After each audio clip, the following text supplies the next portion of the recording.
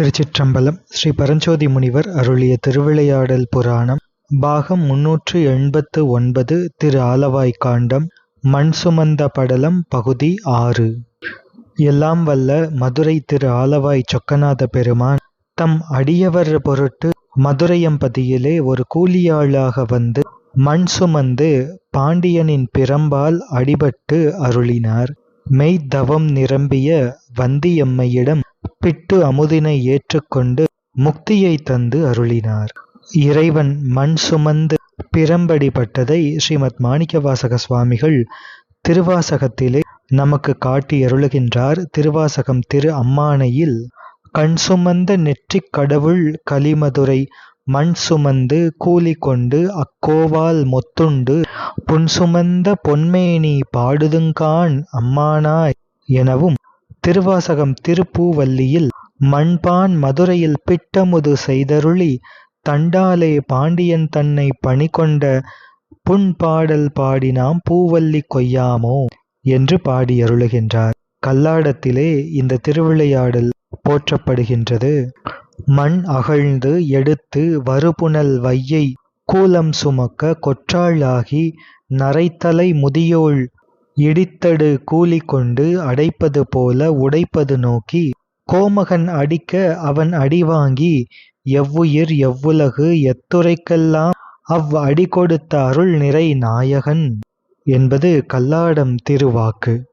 மாயை என்று சொல்லப்படும் பெரிய கடலிலே தோன்றும் குமிழிகள் போலும் அளவற்ற அண்டங்கள் தோறும் இருக்கின்ற பல 84 100,000 யோனி வகையான எல்லா ஆன்ம வர்க்கங்களுக்கெல்லாம் பரமான்மாவாகி இந்த நில உலகத்தில் உள்ள அஞ்ஞானிகளும் சிவபெருமானே அனைத்துக்கும் பரமாத்மா என்று பிரத்யக்ஷமாக அறிந்து இறைவனாரது சிவந்த திருவடி தாமரைகளை வணங்கி துதித்து கடைத்தேறுவதற்காக அல்லவா சிதம்பர சபாநாயகர் இங்கே வந்தியம்மைக்கு கூலியாளாகச் சென்று தம் திருமுடியிலே மண் சுமந்து அருளினார்.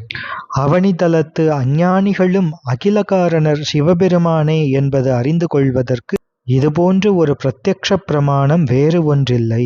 4 முகங்களை உடைய பிரம்மாவும் சங்கு சக்கரங்களை தாங்கும் விஷ்ணுவும் தத்தம் நிஜ ரூபங்களை விட்டுவிட்டு முறையே அன்னபக்ஷியாகவும் பன்றியுமாக வேறு உருவம் எடுத்துக்கொண்டு முடிவும் முதலும் அரிதற்கு அரிதாகி மறைந்து நிற்கின்ற பெருமான் அப்படி பிரம்ம விஷ்ணுக்களுக்கு மறைந்து நின்றாலும் தம் மெய் அடியார்களுக்கு இவ்வாறு வெளிப்பட்டு நின்று அருளுவார். அப்படி தம் மெய் அடியார்களுக்கு வெளிப்பட்டு நின்று அருளும் எப்பொருட்கும் இறைவராகிய சோமசுந்தர கடவுளினது பரத்வம் இங்கே பிரத்யக்ஷமாக காட்டி அருளப்பட்டது.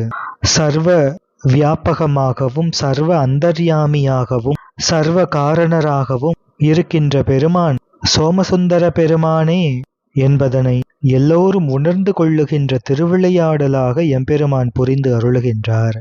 தம் அடியவருக்காக கூலியாளாக வந்து மண் சுமந்து மதுரையம்பதியின் திருவீதியிலே தம் திருவடி தோயும்படி எழுந்தருளினாரே பெருமான், அவரது எளிவந்த தன்மைக்கு சௌலபியத்திற்கு இத்திருவிளையாடல் மற்றுமொரு சாட்சியாக அமைகின்றது அல்லவா. பிரம்மா இறைவனாரின் திருமுடியை அடைந்து விடுவேன் என்று எண்ணி முயன்றார். விஷ்ணு பன்றியாகி இறைவனின் திருவடியை காண்பேன் என்று முயன்றார். ஆனால் இந்த மதுரையம்பதி மக்கள் எவ்வளவு பாக்கியசாலிகள் என்றால், இறைவன் இந்த திருவிளையாடல் உள்ளிட்ட எத்தனையோ திருவிளையாடல்களை நிகழ்த்துவதற்காக தம் திருவடி தோய மதுரை திருவீதிகளிலே நடந்து எழுந்தருளி வந்தாரே, அப்படி இறைவனாரின் திருவடியை தரிசிக்கும் பாக்கியம் பெற்றவர்கள் மதுரையம்பதிவாசிகள். அதோடு தம்முடைய திருமுடியின் மேலே சும்மாடு, அதன் மேலே மண் கூடை, அதன் மேலே மதுரையின் மண் என்று எம்பெருமான் மண் சுமந்து அருளினாரே, அப்போது எம்பெருமானின் திருமுடியையும் தரிசிக்கின்ற பெரும் தவப்பயன் வாய்த்தவர்களாக விளங்கினார்கள் மதுரையம்பதி மக்கள் என்றால், திருவடியை மட்டும் தேட முயன்ற விஷ்ணு, திருமுடியை மட்டும் தேட முயன்ற பிரம்மா, அவர்கள் அவ்வாறு இழைக்க இறைவனாரது திருவடியையும் திருமுடியையும் ஒருங்கே தரிசனம் செய்த புண்ணிய பேறு தவப்பேறு உடையவர்கள் மதுரையம்பதி மக்கள்.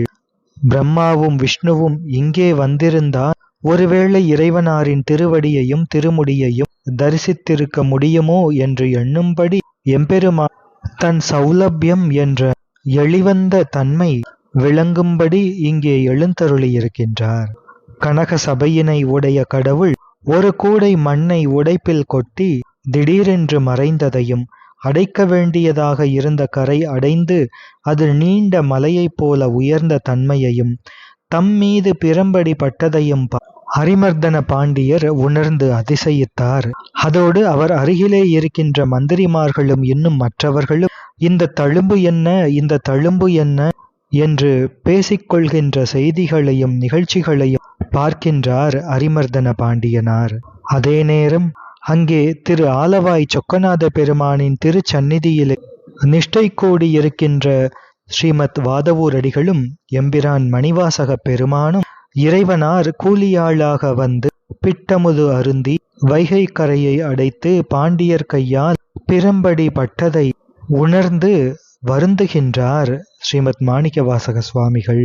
திரு வாதவூரடிகள் ஸ்ரீமத் மாணிக்கவாசக சுவாமிகள் சிவஞானம் உடையவர். எனவே தம் பொருட்டு அரசனுக்கு குதிரை கொடுத்தல் முதலிய முன்னை நிகழ்ச்சிகளினாலும் இதுவும் அவரது திருவிளையாட்டு என்பது தெற்றென விளங்கி நிற்கின்றார். ஸ்ரீமத் மாணிக்கவாசக சுவாமிகள் தம் பெருமையை தாம் அறியாத கடவுளாகிய சிவபெருமான் பொருட்டு மனம் இறங்கி கம்பிதமும் கண்ணீரும் வர, அச்சத்தால் தம் சரீர நடுக்கமும் அன்பால் கண்ணீரும் உண்டாக மனம் கவலை மிகுகின்ற சமயத்திலே அரசாங்க அதிகாரிகளெல்லாம் ஸ்ரீமத் மாணிக்கவாசக சுவாமிகளை நோக்கி விரைந்தோடி வருகின்றார்கள். ஸ்ரீமத் மாணிக்கவாசக சுவாமிகளின் திருமுன்னர் நின்று தேவநாயகராகிய சிவபெருமானுடைய திருவிளையாடல்களையெல்லாம் அங்கே ஒன்றும் விட்டுவிடாமல் எல்லாவற்றையும் விண்ணப்பம் செய்கின்றார்கள் ஸ்ரீமத் மாணிக்கவாசக சுவாமிகளிடம். எம்பெருமான் கூலியாளாக எழுந்தருளியது முதல் பிரம்படிபட்டது வரை இருக்கின்ற எல்லாவற்றையும் எடுத்து விண்ணப்பிக்கின்றார்கள் அரசு அதிகாரிகள் ஸ்ரீமத் மாணிக்கவாசக சுவாமிகளிடம். எல்லாம் வல்ல எம்பெருமான் மண் சுமந்து திருவிளையாடல் செய்தருளினார் என்று அரசு அதிகாரிகள் சொன்னதை கேட்டவுடன் அதனை தரிசிக்க விரும்பி மனம் நெக்கு நெக்கு உருகும் பேராசையை உடைய சாதுரியராகிய ஸ்ரீமத் மாணிக்கவாசக சுவாமிகள் மனம் மிக தளர்ந்து விழிப்புணல் கிளர்ந்து பெருக, மனம் மிக மெலிந்து கண்ணீர் ததும்பி பெருக அந்த அரசு அதிகாரிகளிடம் கூறுகின்றார். செவ்வொளி விளங்கும் சடையினை உடைய எம் சொக்கநாத சுவாமி தமது அருமை திருமுடியில் வைத்து மண் சுமந்து அருளிய பெரும் பேற்றை உடைய ஸ்தானத்தை எனக்கு காட்டுங்கள். எம்பெருமான் மண் சுமந்து திருவிளையாடல் நிகழ்த்திய அந்த புண்ணிய ஸ்தானத்திற்கு என்னை அழைத்துச் செல்லுங்கள் என்று அதிகாரிகளிடம் கேட்கின்றார். அந்த காரிய தரிசிகள் ஸ்ரீமத் மாணிக்கவாசக சுவாமிகள் அழைத்து கொண்டு செல்கின்றார்கள். வெகு சீக்கிரமாக எம்பெருமான் மண் சுமந்து அருளிய ஸ்தானத்திற்கு சென்று எழுந்தருளுகின்றார் ஸ்ரீமத் மாணிக்கவாசக சுவாமிகள். அந்த புண்ணிய ஸ்தானத்தை பார்த்து உருகி அழுகின்றார் ஸ்ரீமத் மாணிக்கவாசக சுவாமிகள். அடியேனும் அரும் பெரும் நரகில் அழுந்தி வீழாமல் எழுந்தருளும் பெரியோனே, புழுத்த நாயினும் கடையேனாகிய தமியேனும் ஏறுதற்கரிய பெரிய நிறையமாகிய படுகொழியின் கண் வீழ்ந்து வருந்தி அமிழ்தாவண்ணம் முன்னர் குருமூர்த்தம் கொண்டு எழுந்தருளி வந்த பெரும் தகைமையை உடைய சுவாமி, இப்பொழுது தமியேனுக்கு திருக்காட்சி தராமல் எங்கே மறைந்திருக்கின்றீர்கள் என்று கும்பிடும் கைகளும் மார்பில் வண்டல் ஆடும் கண்ணீரும் நடுங்குகின்ற சரீரத்தில் அரும்பிய புலகமுமாகி எம்பெருமான் மண் சுமந்து அருளிய அந்த திவ்ய ஸ்தானத்திலே ஸ்ரீமத் மாணிக்கவாசக சுவாமிகள் விழுந்து தமது திருமேனியில் அந்த புழுதி திவழும்படி பலதரம் புரண்டு கீழே விழுந்து வியாக்குலம் கொண்டு புலம்பி அழுகின்றார் ஸ்ரீமத் மாணிக்கவாசக சுவாமிகள். அவர் அழுது அடியடைந்த அண்ணல் அல்லவா? இத்திருக்காட்சியை திரு வாதவூரடிகள் புராணத்திலே கடவுள் மாமுனிவர் நமக்கு காட்டி அருளுகின்றார். ஸ்ரீமத் மாணிக்கவாசக சுவாமிகள் எம்பெருமானின் திருவிளையாடலை எண்ணி உருகி அந்த திருக்காட்சியை எளியே தரிசிக்க முடியவில்லையே என்று, சுவாமி முன்னர் குருமூர்த்தியாக எழுந்தருளினீர்களே, இப்பொழுது ஏன் மறைந்திருக்கின்றீர்கள் என்று எண்ணி இறைவனாரை போற்றி பாடுகின்றார். எப்படி ஸ்ரீமத் மாணிக்கவாசக சுவாமிகள் போற்றுகின்றார் என்றால், எம்பெருமானே, விபூதி தரிக்கப்படும் பொன்போலும் திருமேனியை உடைய மலரகிதரே, நெடிய கங்காநதி பிரவாகிக்கும் ஜட்டாமுடியை உடையவரே, அடியவர்களுக்கு எளியவரே, வேத நடையோடு மாறுபட்ட திரிபுரங்களை எரித்தவரே, தேவரீருடைய திருமேனியில் பிரம்படி படும்போது தங்கள் திருமேனியிலே ஒரு பகுதியிலே எழுந்தருளியிருக்கின்ற சிவஞான கொம்பாகிய உமையம்மையாரது திருவுள்ளம் வருந்தி நிற்குமே சுவாமி. அம்மை காஞ்சியிலே சிவபூஜை செய்தபோது கம்பாநதி வெள்ளம் பெருகிய போது அம்மையின் ஸ்தனங்கள் மற்றும் கை வளையல்கள் தங்கள் திருமேனியில் பதியும்படி தங்கள் திருமார்பிலே தழும்பு ஏற்படுத்திய காமாட்சி அம்மைக்கு பிராணநாயகராகிய சிவபெருமானே, அந்த காமாட்சி அம்மையே கடவுளை மண் சுமக்கும்படி நினைத்தாளோ, கங்கையானவள் அலையாகிய கைகளினாலே முடி மண்ணை கரைக்கவில்லையோ, அன்னபக்ஷி வடிவாகிய பிரம்மாவும் அறிய முடியாத அதிவிசேஷத்தை உடைய திருமுடி இது என்று அவள் அறியாளோ என்று புலம்புகின்றார். சக்தியின்றி சக்திமான் ஒன்றும் செய்யல் ஆகாமையினால் இதுவும் சக்திக்கு உடன்பாடு போலும் என்பார். அந்த மங்கையாள் பெருமானை மண் சுமக்க சம்மதித்தாளோ என்று பாடுகின்றார். ஸ்ரீமத் மாணிக்கவாசக சுவாமிகள் இன்னும் பாடுகின்றார், தேவரீர் மண் சுமந்து அருளிய சும்மாடானது பிரம்ம விஷ்ணுக்களாகிய இருவரும் தம் பிறவி அரும்படி பலமுறையும் அன்போடு சாத்திய புஷ்பங்களோ, அல்லது அன்பர்கள் அர்ச்சித்த பச்சிலைகளோ, அல்லது முறுக்கை தரும் சிவந்த சடையோ, அல்லது ஒரு கலையாகிய புதிய சந்திரனோ, அல்லது ரேகையை உடைய சர்ப்பத்தினது 1000 வாய்களை உடைய பல படங்களோ, இவற்றில் எதை தாங்கள் சும்மாடாகச் சுமந்தீர்கள்? நூல்களால் அறிந்து பேசப்படும் புகழை உடைய வைகை நதிக்கரையே அழகிய வெள்ளியம்பலமாக, அலைகள் எழும்புகின்ற வைகை வெள்ளத்தின் ஒலியே தேவ துந்துபிகளாக, பசுபதியாகிய சோமசுந்தர கடவுளினுடைய மண் சுமக்கும் திருவிளையாட்டாகிய திருநடனத்தை நேரே தரிசித்த மற்றைய கூலியாள்களும் காரிய தரிசிகளும் பிறரும் இவர்கள் எல்லோரும் பதஞ்சலி என்னும் தவத்தை உடைய முனிவரும் வியாக்கிரபாதர் என்னும் உயர்ந்த முனிவர்களும் ஆயினார்களோ, மீன் கொடியை உடைய பாண்டிய அரசனது கண்களுக்கு புலப்படும்படி எம்பெருமானே தாங்கள் விரைந்து நடக்கும் இயல்பை உடைய குதிரையின் மீது வருவதைக் கண்டு அந்த அரசன் பரிசாக கொடுக்கும் பீதாம்பர் அதனை அழகிய சவுக்கின் மீது தாங்கினீர்களே, கொன்றை மாலையை தரித்த அழகிய சிரசின் மேலே மண் கூடை ஏற இருக்கின்றபடியால் யான் ஏறுகின்ற சிவபதமும் எனக்கு ஏற இனிமையில்லாததாய் இருந்தது என்று அருளுகின்றார் ஸ்ரீமத் மாணிக்கவாசக சுவாமிகள். அதாவது ஸ்ரீமத் மாணிக்கவாசக சுவாமிகள் தம் பொருட்டு தன்னுடைய குருமூர்த்தியானவர் தம்முடைய பெருமைக்கு தகாததாக இருக்கின்ற மண் சுமக்கும் செயலை செய்து அருளினாரே, அப்படி என் பொருட்டு குருமூர்த்தியாக வந்தருளிய பெருமான் இவ்வாறு செய்தாரே, எனவே இனிமேல் சிவப்பேறு பெற்றாலும் எம் பரமாச்சாரிய சுவாமிகளை இவ்வாறு மண் சுமக்க வைத்தோமே என்ற எண்ணம், அது அடியேன் சிவப்பேறு கிடைத்தாலும் இந்த எண்ணம் அடியேனுக்கு துன்பத்தையே தரும் என்று உருகுகின்றார்.